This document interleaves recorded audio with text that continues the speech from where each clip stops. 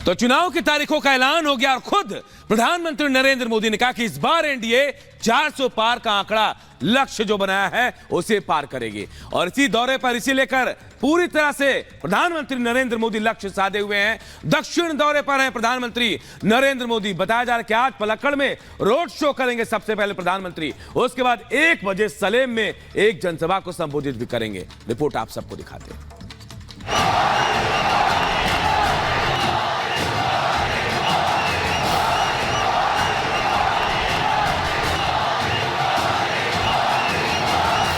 दक्षिण में सब मंगल, 14 का चुनाव जीता, फिर 2019 में फतह हासिल की और अब 24 में जीत की तिकड़ी लगाने मिशन पर निकल चुके हैं पीएम मोदी। जीत पर संशय नहीं है, पीएम मोदी का लक्ष्य इस बार मिशन 400 पार है। चुनावों के परिणाम 4 जून को आने वाले हैं। अब पूरा देश कह रहा है 4 जून को 400 पार। जीत की इसी शर्त को हकीकत में बदलने पिछले 4 दिनों से मिशन दक्षिण पर है पीएम मोदी। पीएम आज शिवमोगा में रहे और इस दौरान पीएम ने कहा, विकसित भारत, गरीबी दूर करने और युवाओं को अवसर मिले, इसके लिए 400 पार जरूरी है। विकसित कर्नाटका के लिए, गरीबी कम करने के लिए, भ्रष्टाचारियों पर कार्रवाई के लिए, किसानों की समृद्धि के लिए, युवाओं के नए अवसर देने के लिए। पीएम मोदी के 4 दिन के चुनावी प्रचार पर नजर डालें तो पीएम दक्षिण के दौरे पर है और दक्षिण को जीतने की रणनीति पर तेजी से काम कर रहे हैं। जिस दक्षिण को बीजेपी के लिए दूर की बात कही जाती थी, उसी दक्षिण में पीएम ताबड़तोड़ प्रचार कर रहे हैं। पीएम मोदी ने 15 मार्च को तमिलनाडु के कन्याकुमारी में जनसभा की और कहा कि आज कन्याकुमारी से देश के इस दक्षिणी छोर से जो लहर उठी है, ये लहर बहुत दूर तक जाने वाली है, जो इस बार डीएमके और कांग्रेस के गठबंधन का सारा घमंड तोड़ कर रख देगा। मैं तमिलनाडु की धरती पर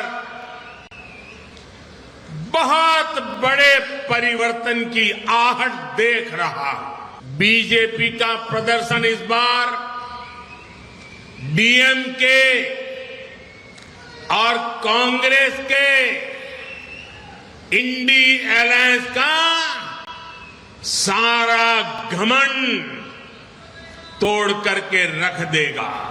बीते 4 दिनों से पीएम के दौरे पर नजर डालें तो साफ है कि इस बार पीएम मोदी का फोकस साउथ है, क्योंकि उन्हें मालूम है कि जो नारा उन्होंने इस बार जीत के लिए दिया है, उसे दक्षिण के आशीर्वाद के बगैर हासिल नहीं किया जा सकता। यही वजह है कि पीएम पिछले 4 दिनों से साउथ दौरे पर ही है।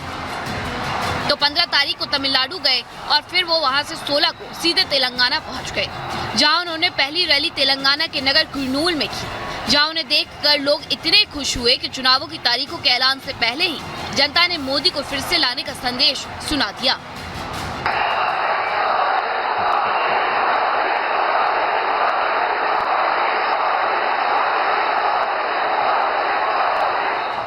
पीएम तेलंगाना में जनता का जोश देकर आश्वस्त हुए और फिर वहां से कर्नाटक चले गए।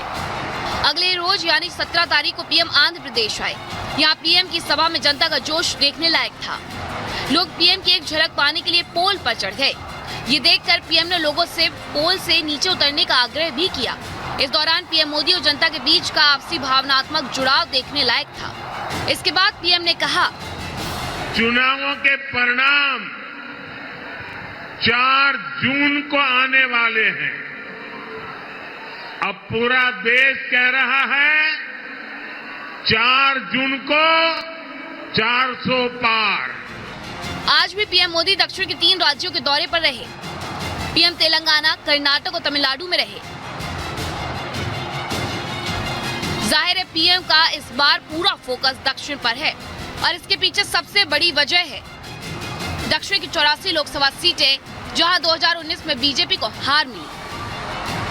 असल में 2019 के चुनाव में बीजेपी को दक्षिण राज्यों से लगा झटका सबक दे गया, क्योंकि 2019 के लोकसभा चुनाव में बीजेपी को कर्नाटक, केरल और तेलंगाना के साथ साथ केंद्र शासित प्रदेशों पुडुचेरी और लक्षद्वीप की कुल 132 सीटों में से केवल 29 सीटें ही मिली थी, जिसमें कर्नाटक से 25 और तेलंगाना से मिली 4 सीटें शामिल हैं। जबकि तमिलनाडु और बाकी दक्षिण राज्यों की बात करें तो वहां से बीजेपी एक भी सीट जीतने में कामयाब नहीं हो पाई थी, जिससे सबक लेते हुए बीजेपी ने दक्षिण की बाकी 84 सीटों पर अपनी ताकत झोंकने का प्लान बनाया, जिसका दारोमदार खुद पीएम मोदी अपने कंधों पर उठाकर आगे बढ़ रहे हैं। प्रधानमंत्री मोदी समेत बीजेपी के तमाम दिग्गज नेता हर मंच से ऐलान कर चुके हैं कि इस लोकसभा चुनाव में बीजेपी का लक्ष्य 370 सीटें और एनडीए के लिए 400 से ज्यादा सीटें हासिल करना है। ऐसे में बीजेपी को ये बेहतर मालूम है बगैर दक्षिण राज्यों में अपना राजनीतिक आधार बढ़ाए 400 का लक्ष्य हासिल कर पाना मुश्किल है। यही वजह है कि पीएम मोदी पिछले 4 दिनों से मिशन 400 के लिए दक्षिणी राज्यों के दौरे पर है। और सबसे बड़ी बात यह है कि इस बार पीएम दक्षिण के जिस राज्य का रुख कर रहे हैं वह पीएम की सभा में उमड़ रहा जन सैलाब और जनता का उत्साह ये साफ इशारा कर रहा है कि पीएम का मिशन 400 दूर नहीं है। Bureau report, Republic Bharat. तो बीजेपी देखिए पूरी तरह से मिशन चुनाव यानी मिशन मोड पर आ गई और ताबड़तोड़ मंथन भी चल रहा है। दिल्ली में बीजेपी के कोर कमेटी की अहम बैठक हुई, जिसमें तीसरे लिस्ट और उम्मीदवारों के नाम पर चर्चा की गई है। 1 मिनट में पूरी खबर आप सबको बताते हैं। लोकसभा चुनाव को लेकर सभी दल अपनी अपनी तैयारियां पूरी करने में जुटी हुई हैं। ऐसे में बीजेपी भी चुनावी मोड में है। उम्मीदवारों को लेकर पार्टी में अभी मंथन जारी है। 2 सूची पर मुहर लग चुकी है। उम्मीदवारों का ऐलान हो चुका है, जो अब मैदान में भी उतर चुके हैं। लेकिन अभी पार्टी तीसरी लिस्ट पर भी मंथन कर रही है।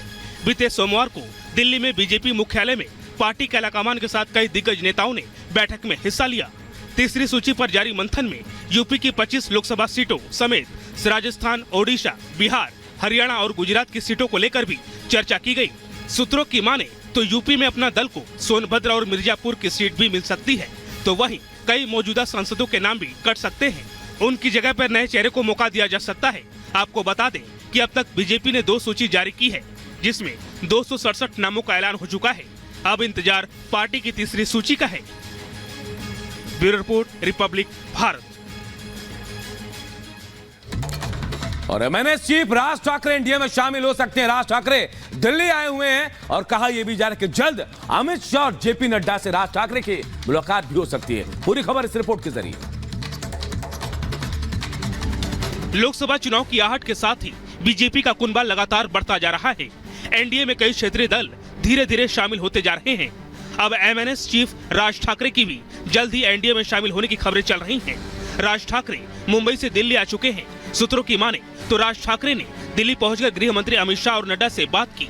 जल्दी राज ठाकरे बीजेपी के आलाकमान से मुलाकात कर सकते हैं और एनडीए में शामिल होने का ऐलान भी कर सकते हैं। इतना ही नहीं, लोकसभा चुनाव में बीजेपी एमएनएस को मुंबई की एक सीट भी दे सकती है।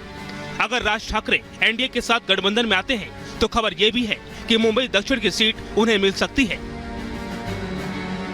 अगर राज ठाकरे बीजेपी के साथ गठबंधन में आते हैं तो विपक्ष का तनाव और भी ज्यादा बढ़ सकता है, क्योंकि एनडीए गठबंधन में जहां एक-एक कर दल साथ छोड़ रहे हैं, वहीं बीजेपी का कुनबा लगातार बढ़ता जा रहा है, जो चुनाव में सीधा बीजेपी को फायदा पहुंचाएगा।